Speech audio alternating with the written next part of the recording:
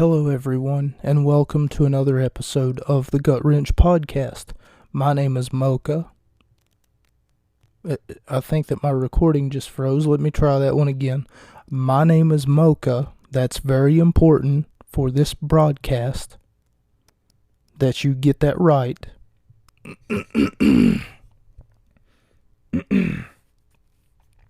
Because some of us are from Kentucky, and we do not know how to say the words Mocha. It's okay, because James Ellsworth got it wrong too. He called me Mochka, I think, in the shout out that I paid for, and I didn't even get my money back. But I didn't even leave him a good review, so it's alright. I think that we're squared off on that one. But it was so embarrassing that I just decided, wow, no one taught Ellsworth how to read. Are you joking right now? This has got to be the lamest freaking shout out that I've ever gotten. And every time I ask Chris Statlander for one, she always seems like she's like one of them that she gave me, and I'm not trying to complain or, sour grapes or anything. One of them that she gave me where she was like, you asked for a shout out to your podcast and a shout out to your Twitter, so I'm gonna do that now. Don't say that during the shout out. Say that to yourself. That's got to be internal dialogue, Chris Statlander. Speaking of Statlander, by the way, if you guys didn't hear, she is the new TBS champion. By the way, we covered that match here last week. So you should have heard by now that she is the new TBS champion. And I would say TBS women's champion, but there is no TBS men's champion. So anyway, before I get further and further and further down the rabbit hole of, just irrelevant stuff, I'm going to go on to the wrestling news, rumor roundup, as well as what's already been confirmed. Ladies and gentlemen, huge news. This is episode 83 of the Gut Wrench Podcast. 83. Allow me to say that again. 83 of the Gut Wrench Podcast. And I didn't think we'd make it this far. I'm be honest, I thought we wouldn't make it past 24. But yet again, WWE has graced us with yet another disappointment, because still we are on strike from WWE, despite the fact that that's what we're most familiar with. That's what we're most comfortable with, and for that matter, that's what we're most accustomed to. That's sort of kind of my bread and butter. If there were to be a flavor of bread and or butter that I would prefer to consume. Okay, so what we're going to look at today is AEW, I think it's 177 or 188, but we'll get to that whenever we subsequently get to that.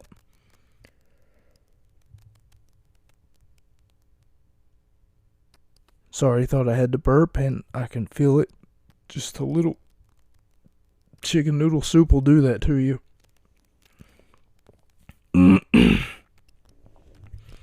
Today we're going to be looking at, before we get to think of this as the coming soon to a theater near you. Before the, and now, your feature presentation. So, think of this as the show that he tells you not to watch versus the show that you actually watch, because I'm going to be looking at previews or the at least two matches from the card of AEW and the collaboration that they do once a year. AEW does with NJPW, which is New Japan Pro Wrestling. I think they also have a junior division. I hope that their junior division also maybe does something with like AEW cruiserweight division, if they can, or their whatever. I mean, I don't know. AEW doesn't have a cruiserweight division, I don't think. Okay, so I'm going to try to pronounce this man's name, and I know that I know him from a lot of other wrestling magazines that I've seen, as well as highlights and stuff. So, like I said, this is New Japan Pro Wrestling, so hopefully they and I know that they always do. They always do deliver, you know? It's weird. It's a strange way of putting it. It's kind of like if someone was to knock me off of a ladder, and then whatever I asked them, hey man, why'd you knock me off the ladder for? And then he said he's got a question, and his question was, how can his finger smell if his finger doesn't have a nose? And I was like, well, you know, that's first grade, you know. Everybody knows that your finger can smell even though it doesn't have a nose. I mean, there's sensors in your finger that turn into tentacles, almost like an inchworm. You know, every time that you smash an inchworm, it's got 9 hearts. I bet you didn't know that whenever birds fly, they're not flying. They're floating with style. Just like in that Toy Story movie, you know, the one about the dead guy who raises from the dead, and then the genie that grants him 3 wishes.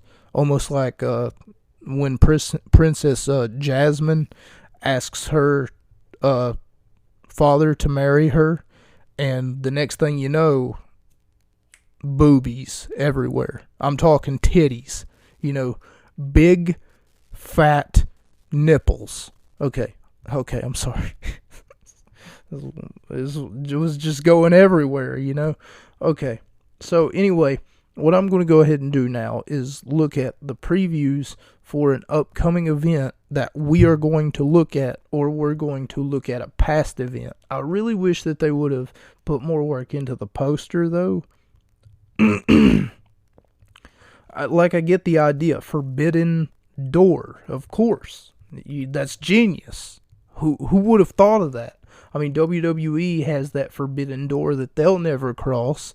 They'll never hire someone like Sami Callihan, who's got a reputation for CZW, Combat Zone Wrestling, and Impact Wrestling. You know, like, there's probably a reason why Jericho went on a cruise a while back ago, and there was a man called the Death Machine.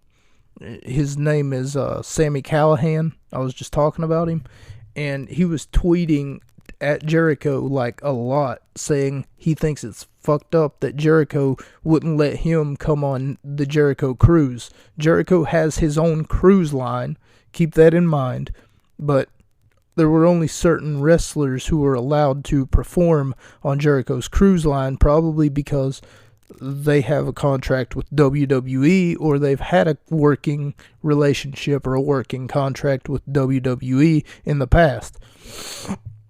Jericho probably didn't want to get in trouble, or for that matter, there's probably a lot of red tape involved, but Sami Callihan was tweeting about it. It was probably like a year or so ago, and I remember seeing it, and I don't know. It was just weird, you know? Like, Callihan was mad about it.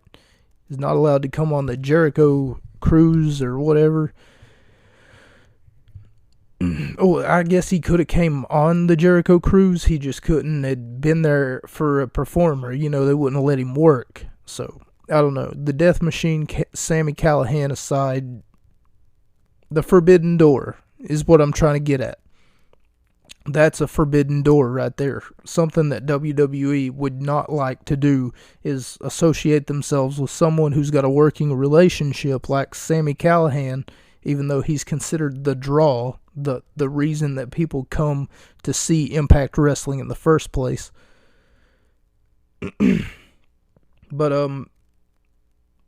I really wish that they would have put more work into this poster, because to me, it just looks like, if you've ever played Oblivion, like Elder Scrolls or whatever it's called, one of those freaking Oblivion gates in the background, along with like Bryan Danielson v. Kotisha Otaka. Like, I know his last name is Otaka. That's all that I know. Okada, my fault. Okada. And I know who Okada is, but I've never seen him wrestle. You know, like, it's weird. I've seen highlights maybe of this man's matches with like Will Ospreay and Kenny Omega, but I've never actually seen him in a wrestling ring wrestling. But I guess we'll get to that whenever we get to it. I mean, I don't really know what his style of professional wrestling is, but I do know that Danielson is a grappler. I do know that he is a submissions wrestler, much like that of Samoa Joe has a lot of power behind his submissions wrestling. The next match that I want to talk about, though, is Kenny Omega. Kenny goddamn Omega, the real KO of this channel, going up against Will Ospreay. WO versus KO.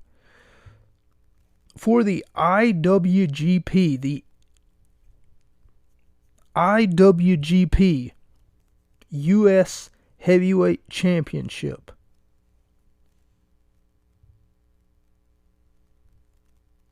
Like, I know what NJP stands for. It's New Japan Pro Wrestling, but what does IWGP stand for? That's so weird. Why wouldn't they just make it the NJ? Yeah, like, why wouldn't they just make it? I don't know. It's sort of, that's just fucked up. That's just weird. Welcome to episode 83 of the Gut Wrench Podcast. If I haven't already said it before, as I clear my throat. You guys have heard that song, right? Let me clear my throat. And I'm like, okay, just clear it. Nothing's stopping you there, buddy. And news number 2. Okay, well, my recording stopped for a second there, so excuse the interruption. And news number 2 is what I was about to say before I was promptly and rudely interrupted. The fuck's wrong with you, computer? Roman Reigns will star in a movie with AEW's Malachi Black. The movie name is, quote, Action Force the Divine. Okay, that's possibly something that I can get behind, considering, all things considering, that there's a fight scene between Malachi and Roman. If Black and Reigns end up having a fight scene, that would be so goddamn cool. I don't know what I could see Malachi Black playing some evil, maybe henchman, you know? Or not even a henchman, like the fucking, what am I saying? Like the boss at the end of the video game, you know? Like the man who sends, like fucking Shredder or something. The man who sends people to do his dirty work, then takes all the credit whenever the dirty work gets done, you know? The drug kingpin at the top, that's Malachi Black. But Roman, I don't know if I would be satisfied if he was like the bad guy in the movie. You know, I would be like, come on, missed opportunity, man. The other guy, Malachi Black, he literally runs a group called House of Black. What does that scream? If that doesn't scream, I'm a bad guy, I don't know what is. You know? It's so weird. But I look forward to seeing Willow Spray. I know that I didn't spend much time talking about it, but I look forward to seeing Willow Spray and Kenny Omega go one-on-one because, oh my God, are they going to put on a hell of a show. And I know that any match with Bryan in it, any match with Danielson in it, is going to be an absolute amazing event. So we will probably look at another Forbidden Door in the weeks leading up to Forbidden Door. I know what you are thinking, though. It's Sunday, and why wasn't this up on Saturday? For most of you not realizing this, I get Sunday off now. I didn't know that until I looked at the schedule that they printed off for me. And also in other news, I've got another job. So it's the community center I live right down from, and I also reviewed their social media policy so that I don't break it again. And guess what? All it says is that I cannot say or speak for the city that I live in. Don't say that, in the city of Pittsburgh, and I represent the city of Pittsburgh, and then, go on and on and on about how the city of Pittsburgh, and I'm a representation of it, and, I don't live in Pittsburgh, but that's not the point,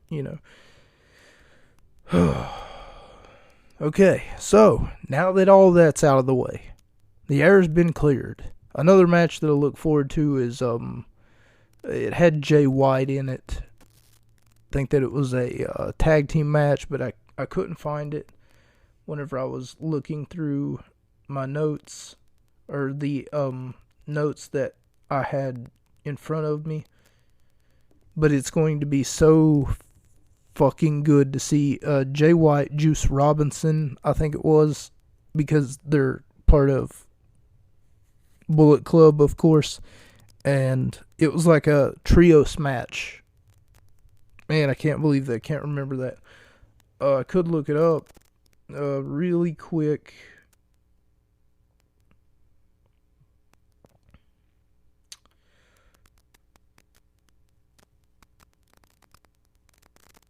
Yeah, so I'm going to go ahead and look it up.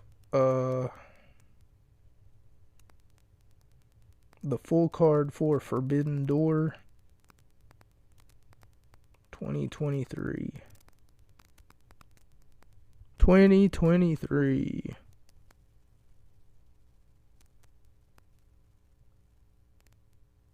So we're going to go ahead and see what all of the... Get out of here.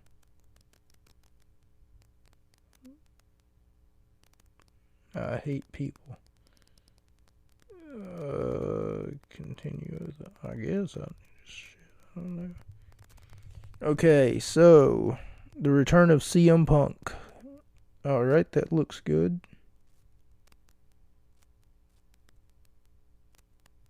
Okay, looks like I'm going to have to do a lot of reading without any pictures.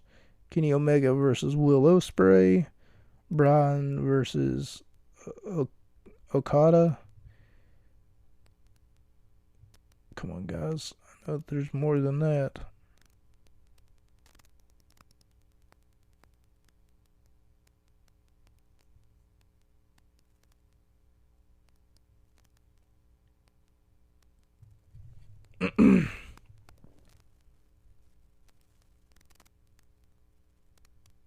Alright, sorry for all the dead air. Sorry for all the...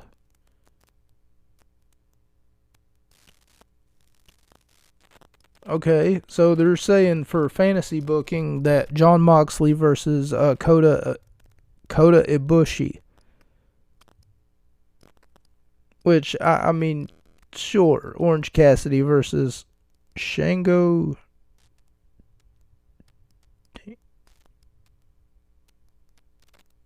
Tangy. Yes.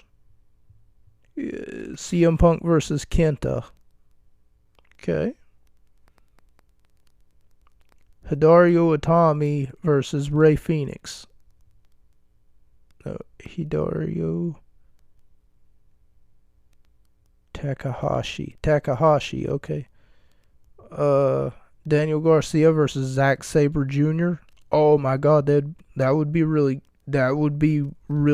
groundbreaking. Yeah, I mean, I had to stutter like 3 times. Yeah, I agree with that one. Zack Sabre Jr. Was an amazing performer whenever I seen the 2 matches that I seen him in. He faced off against Kota Ibushi and someone else. Anyway, I guess I'm getting off topic, and I guess there was only 2 matches that were announced, because right now they're not announcing any more. Or for that matter, as far as I can tell, there is no more matches that were announced. I do apologize for the delay and that terrible finger smelling joke that I made earlier, and wherever I started talking about nipples for whatever reason, that's a little weird, like I shouldn't be talking about stuff like that. This is a kid's show. No, it's not. Who are you? Where did you come from? Leon Ruff versus Juice Robinson. Juice Robinson, of course, from IWGP or NJP rather, New Japan Pro Wrestling. And I know him from Impact Wrestling, but I also know that he is a member of Bullet Club. But here's some of the match highlights. Side headlock early on by Leon, throwing his opponent outside. Taking this match outside as the referee starts the count on both athletes. Stumps his opponent with the ring post to the skull. I gotta say, that's gotta hurt, because he throws him into the ring post head first. Does Leon to Juice Robinson. We get a chant.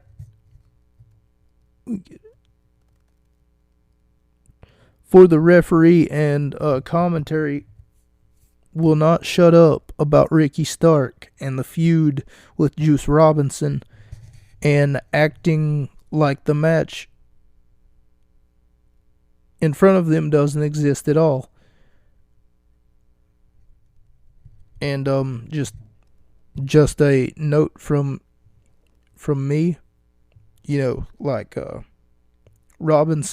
Juice Robinson needs to shave really bad, because he's got like crumbs in his beard. Off the cutter, Robinson rolls out of the ring, so Leon must have hit a cutter on him. Rolls out of the ring to save himself from the incoming pinfall by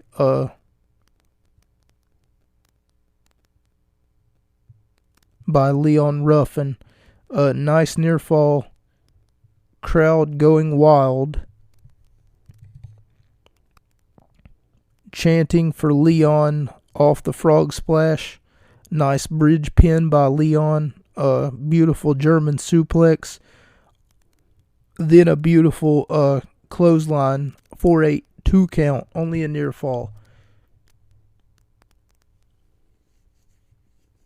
Looks like a version of the 1%er, otherwise known as the headlock driver by EC3, with a tweak done to make it look different. I gave it 3.5 out of 5 stars. Looked really good, showing a really good showing by both athletes, and it was a beautiful contest. Now, I've said this in the past, and I'll say it again. Kiera Hogan really needs a name change. Now, the reason that I say that is because whenever your last name is Hogan And you've got all of these old wrestling fans who are going to watch your show, or older wrestling fans who are going to try to bring their kids in and then be like, hey, son, this is what me and my dad used to watch. Or, hey, daughter, this is what me and my mom used to watch. Or me and my dad. We used to watch wrestling. And whenever they get to watching this wrestling, however you want to pronounce it, they're going to notice something about Kiera Hogan. Before I get to her match, I've said this before, but I feel as though that I need to say it again. Because her last name is Hogan. Now, a lot of people might think, oh, she must be related to, Hogan, Hulk, Hogan, Terry Hogan, I don't think that's the case. I could be wrong. Maybe. I mean, they haven't brought up the association with Hogan. And you'd figure that would be a driving point to, like, say,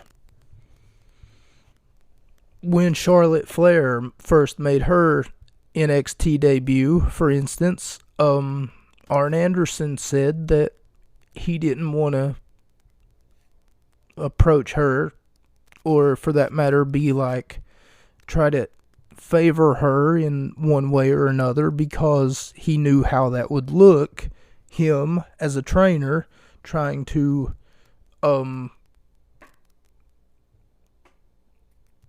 almost like take a favoritism to his former best friend or his current best friend's daughter. Which Arn Anderson was in a group with Ric Flair, which we all know. They were the Four Horsemen. And, of course, Becky, Bayley, Charlotte, and Sasha were all four the Four Horsewomen.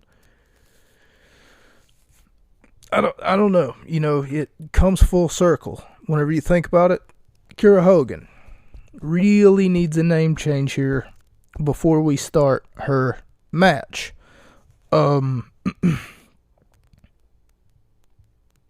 Because otherwise you're always going to have that stigma that you're going to have to live up to that last name that you have. Take Charlotte Flair, for example. A lot of people think that Charlotte just got everything handed to her on a silver platter. Take Roman Reigns, even. A lot of people think that Roman Reigns just got handed things on a silver platter because of his name. Not the Reigns name. The Onika name, or whatever. It's some foreign Samoan name, It's really weird. Anakano, or a hello, or a gotta go. Yeah, I gotta go. You know what I mean? I don't know how to pronounce it, but a slap by Kiera to get this match started, and a beautiful drop kick by Kiera to set Layla Gray in the corner of the ring after the slap. Okay, so commentary kept talking about the fact that they're both, one of them is a former baddie and the other one is a present baddie. So there must have been a group called the Baddies, and I was assuming, seeing as though that I only know that the three women in the Baddies, Kiera Hogan, Layla Gray, and of course the former TBS champion as of last week, which I'm happy to say, Jade Cargill, who is of course the leader of the group, the Baddies. Kira gets shoulder up at 2. Beautiful suplex by Layla. Only got yet another 2 count off of the Shining Wizard in the corner. And the Bulldog only gets another 2 count by Kira Hogan. Layla wins with the inside cradle and the grabbing of Kira's tights to the win. Whenever she wins, she's walking off and then she's like, I'm the true baddie. I'm the true baddie. And then I'm like, okay, is that something to be proud of? That you're in a group with Jade Cargill? I mean, I don't know.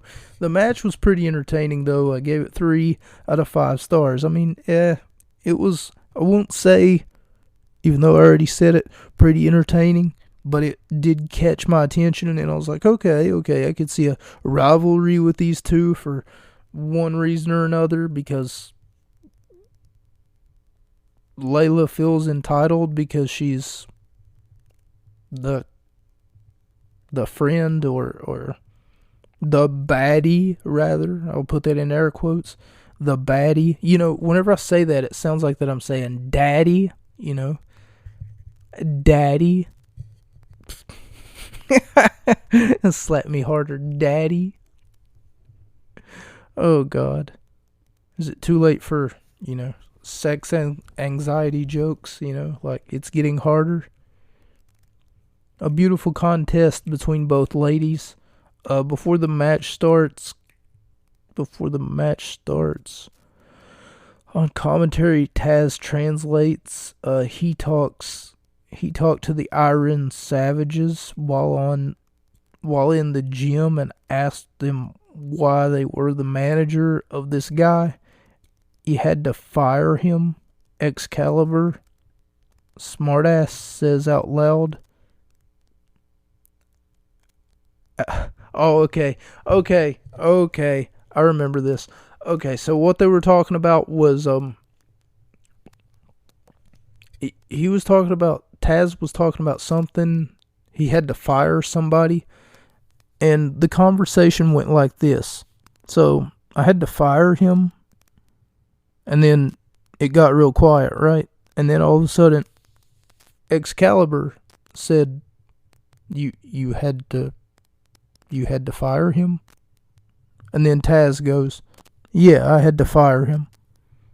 Excalibur, being a smartass, said, You mean like out of a cannon?" Yes, Excalibur, that's exactly what I meant. I had to fire him out of a cannon. God, you're so good at this. I swear. Commentary. Why? That's all that I want to know. Why? I'm just curious. I mean, it's funny. Yeah, sure, it's funny, but in the context of a wrestling match, you had to fire somebody. Like, I got fired. I recently got fired. Not out of a cannon, granted, but I recently got fired. One time I had someone tell me that the only reason that they listen to my podcast is because of the running jokes that I do. So, for those of you missing the running jokes, I do apologize. Sometimes I just forget, you know? I'm just like, oh yeah, wrestling. And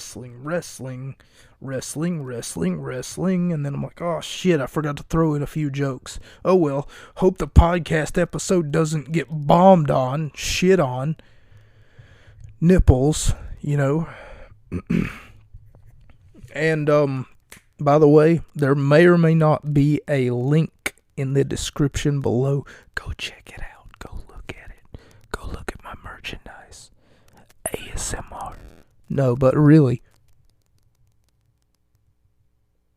go check out that merchandise because, you know, I work really hard on it. 100, now, before it was 80 plus, but now it's 100 plus designs. All unique, all fabricated by me. I'm the one who comes up with everything. Don't let anybody tell you that it's AI or any other bullshit. No, I'm joking. I've already admitted to it. It's AI. AI does everything, you know. So don't shoot me. I'm just the messenger, you know. What was I talking about? Oh, and then I was up on this guy's roof, right? And I was basically like just licking my hand and trying to see which way that the wind was moving so that I knew where to put the satellite, so that he can listen to the radio. And of course, the next thing I knew, I had this fish hit me in the face, and it knocked me off this guy's roof and onto a marshmallow. And I thought for sure that I was going to have to sue the fish. It's just not watching where he was going. So I took him to court, and the judge told me that without proper gills, I can't sue the fish. So you want to know what happened? The next night, fish sticks. Bam. Got him. I should have said fish nipples. I missed my opportunity. Does a fish even have nipples? Like, think about that for a minute. Think about a fish having nipples. How do they feed their young? Now that I think about it. Whenever a fish lays eggs, because they do lay eggs, right? You want to know what I was told? Fish don't have eyelids. They can't have eyelids because if they have eyelids, then that means that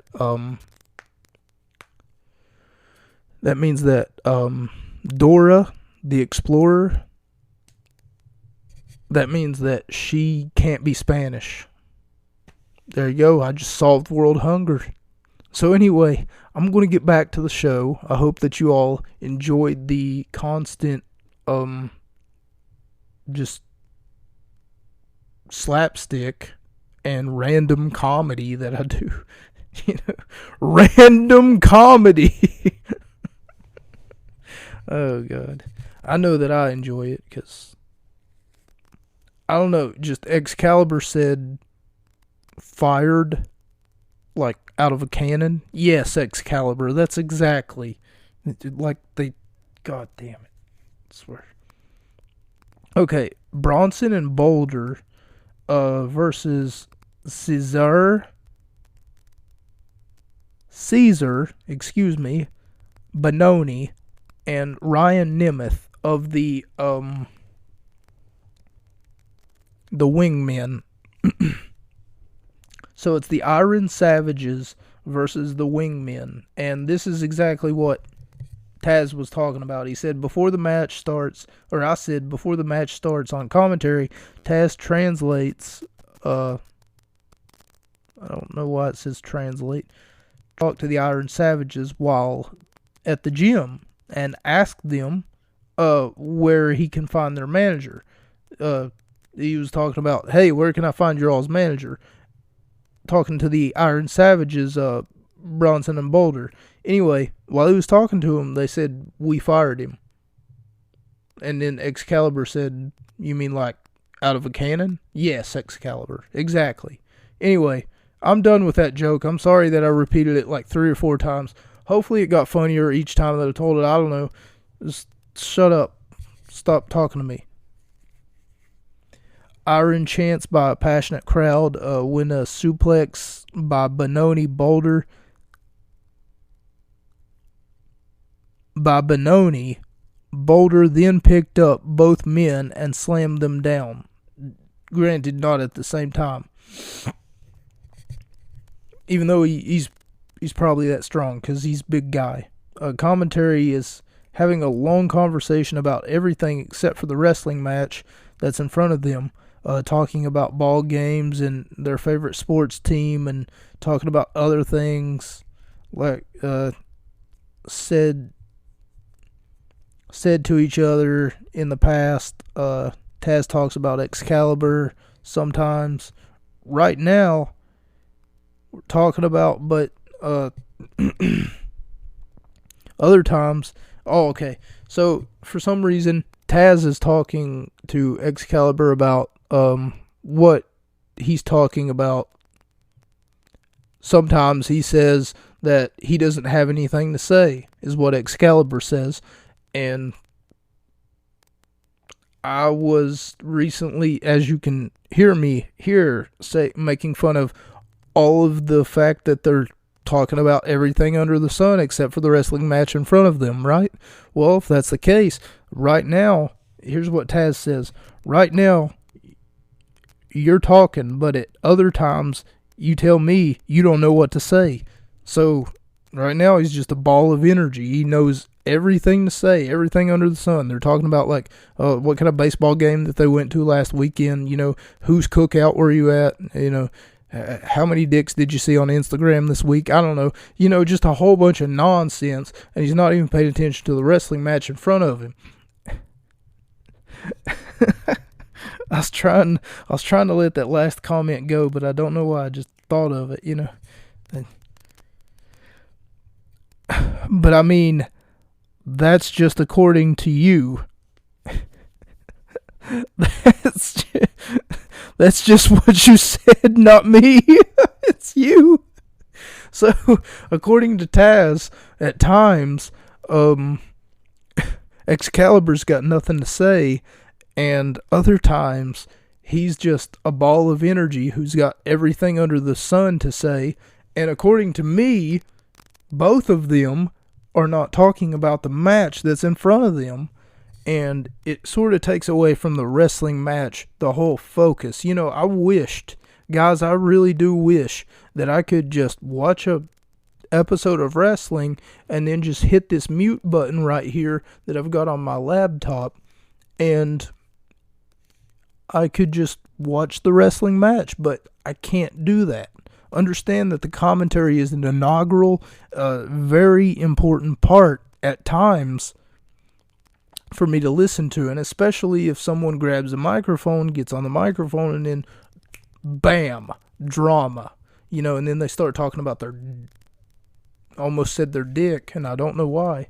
Oh my God, where is my head tonight? Okay, they start talking about their life affairs and stuff like that. Holy crap, man. This episode is going to hell. They start talking about everything under the sun except for the task at hand, which is, of course, the wrestling match. And not only that, but it makes it easier for me to commentate about what they're talking about, because it's easier for me to understand what they're talking about as long as I'm talking about it with them. As Caesar takes control of the match as the crowd chants "Wingman suck." I thought that they were chanting "Cleveland sucks."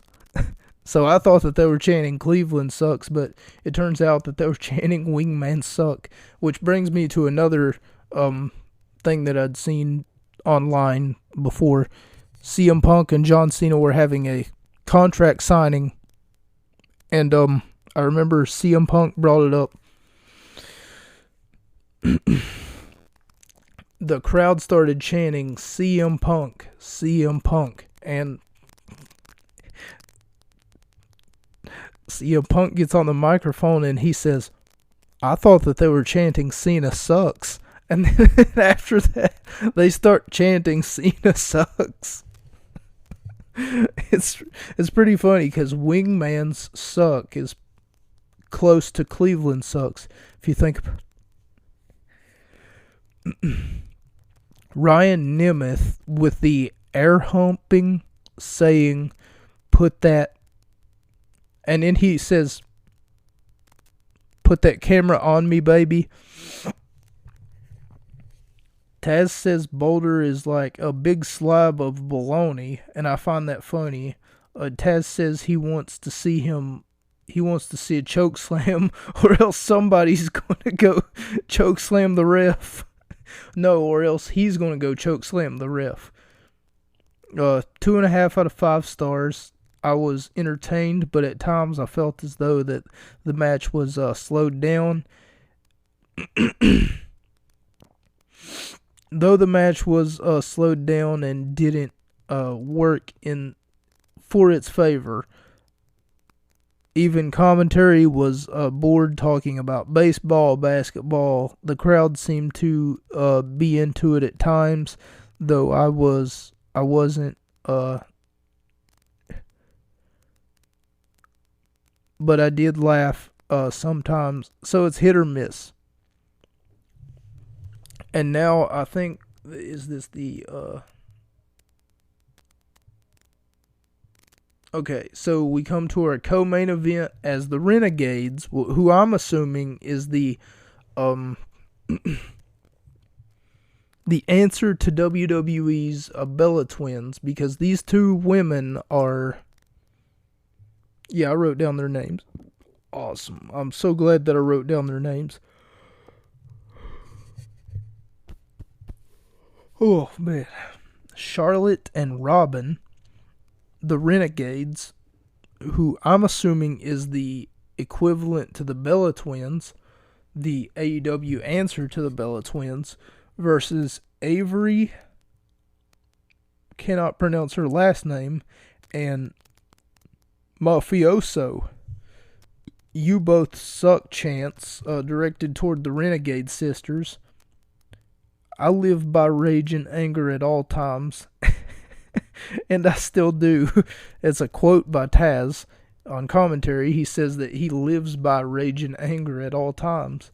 The sisters pick up the win off of the move the Hart Foundation made famous, called the Heart Attack. And now it says ad spot. So, ladies and gentlemen, if you haven't already, go down to the description. I know a lot of you hate it whenever I do this, I swear. Probably. Like, this is the least entertaining part of the show. I've changed the rules. It's a chain match now. I've changed the rules. It's an ad for my, I almost said hormone cream. Just please, I don't know what's going on tonight. I keep talking about nipples and dicks and hormone cream. I'm hungry, okay? I'm hungry. And it's 2 o'clock in the morning. I just want to go to sleep so that I can go to the store tomorrow. But please, at least look at the new merch that I got. You know, buy a fridge magnet, for fuck's sake. You can buy a rug with a naked lady on it. You know, how cool would it be to have a coffee cup with a naked anime girl on it? You know, you gotta think about that. Think of the children. Because there's no child out there who would actually want a naked anime lady for a coffee cup. Thanks, Dad. Yeah, thanks a lot. Can you just imagine the look on little Jimmy's face whenever he opens up his Christmas present? It's a coffee cup of a naked anime lady that you got from my Redbubble store. Anyway, we go to our main event. Billy Stars. Was it Stars? I think that it was Starks, and I don't know why it says Stars. Versus Tony Storm. Billy comes to the ring with a rabbit mascot head on, and Excalibur wants an apology from Taz for every bad thing that's ever been said about his mask. Oh, okay. Yeah. He starts talking about how he wants an apology. You don't talk bad about my mask, especially with that atrocious mask. Okay, so for whatever reason, he says he thinks it's a Boston mask. I think he's blind. It's clearly a bunny. So I don't know what he means by a Boston mask, but he keeps making alliterations or comments toward the fact that, oh, we're here in Boston, everybody, and that's clearly the team mascot. And, you're retarded because it's clearly a bunny rabbit. Anybody with 2 eyes can see that that's a bunny rabbit. I don't know about no Boston bunny rabbit, but if there is one, then it's going to give Bugs Bunny a run for its money. Storm starts off aggressive by stomping on this young lady's head in the corner, and then takes the action outside the ring,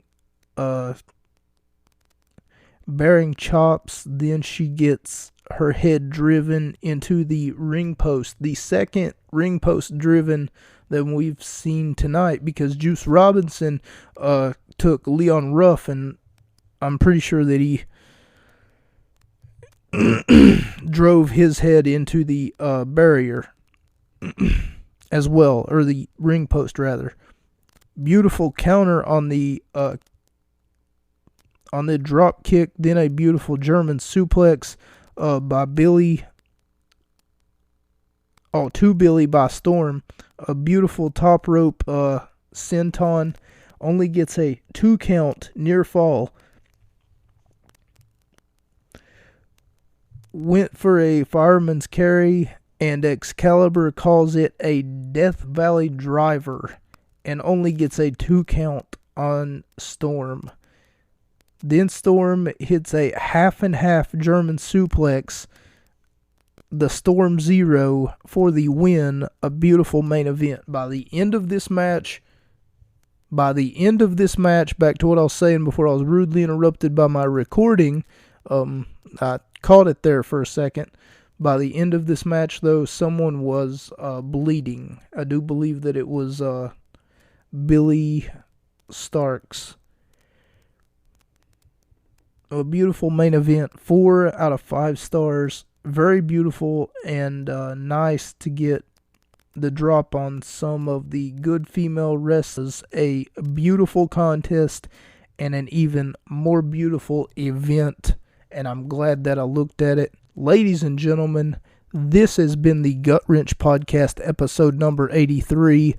And if you enjoy dicks, nipples, and acid cream as much as I do, then I would suggest that you stick around, because we're going to be looking at Forbidden Door, AEW X NJPW Forbidden Door, whenever it hits,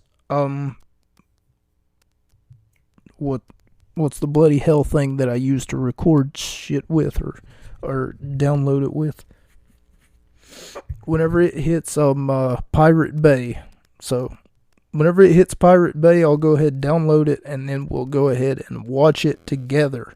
We will be looking at a lot more AEW X Impact Wrestling. We will be looking at a lot more, let me try that one again, AEW X Impact Wrestling type picturesque wrestling, because that's clearly what we've got on the docket until WWE decides that it's a good idea to take the titles away from both Zayn and Kevin Owens. Once Baby Owens and I'll just keep calling him that, yeah. Baby Owens, Gravy Owens, as I like to call him sometimes, because he's got the belly with the size of... If I was to fill a bathtub full of gravy, I know that I'd seen that somewhere on a cartoon, Ed, and Eddie, but if I was to fill up a bathtub full of gravy, that would be... You really know who Kevin Owens reminds me of, though, now that we've got a few minutes to spare before the show closes? If it's not Ed from Ed, and Eddie, not the smart one, but the dumb one, who keeps a bathtub full of gravy in his room, but it's Patrick Starr. I can't figure out who reminds me more. Is it Owens or is it Zayn? Because... as stupid as Sami Zayn is, he would have the intelligence of Patrick Starr. But as fat as Patrick is, he would have the body or the build of one Kevin Owens. And I don't mean to body shame anyone. Oh, he's fat. This is not about body shaming. It's simply the tip of the iceberg as far as problems that I have with the Kevin Owens character. I'm going to put this in air quotes, character. Because he has less of a character than, he hasn't been relevant since like 2004, 2002. Which was the last time that he was like a major world champion to like a major wrestling company. Don't give me that shit where he was United States champion in the WWE. He was been Intercontinental champion and he's held the title, the WWE title, the Universal. Don't give me none of that shit. You know what you're doing. You sneaky little bastard. You think that actually equivalates to anything that he's done in Ring of Honor. In Ring of Honor, he had a pretty good reputation. People liked him, right? And he held the title for a while, from what I'm told. I don't know. I never really looked into that. Maybe I could, bleach my eyes once in a while and go watch that. I'm joking, by the way. I'd rather drink bleach, I hope that some of these sound bites are like, one day there'll be like a meme wherever someone says something like outrageous or says something like that's not popular opinion, and then they'll put my voice in. I'd rather drink bleach, like that, and that'd be funny. That'd make my whole entire week. That'd make my whole entire day. And that would be the funniest thing that I'd seen all week. But this show's not about me. What am I doing? I'm sitting out here and I'm rambling on and on and on about how wonderful I am and all the great things that I am. This show started whenever I had a dream. Not the American dream. No, not Dusty Rhodes. None of that. The dream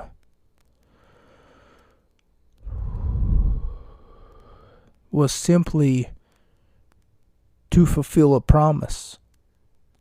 The dream, and for consistency reasons, it was also because I didn't like the current program that I was watching, And sometimes you just don't like what you're seeing. I don't know if you guys seen it or not, but I had actually watched America's Got Talent. And holy crap, that show's really good. You guys should definitely go watch America's Got Talent.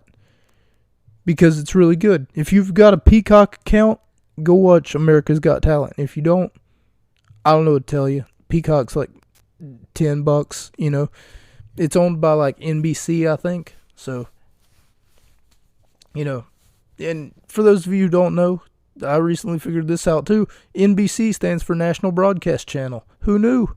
It just falls right into place. I just thought it was just a whole bunch of jumbled up fucking words. I know I sound drunk. Shut up. You sound drunk.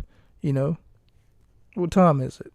It's 1:49 in the morning, and I'm up making a podcast so that you dickheads got something to listen to in the morning.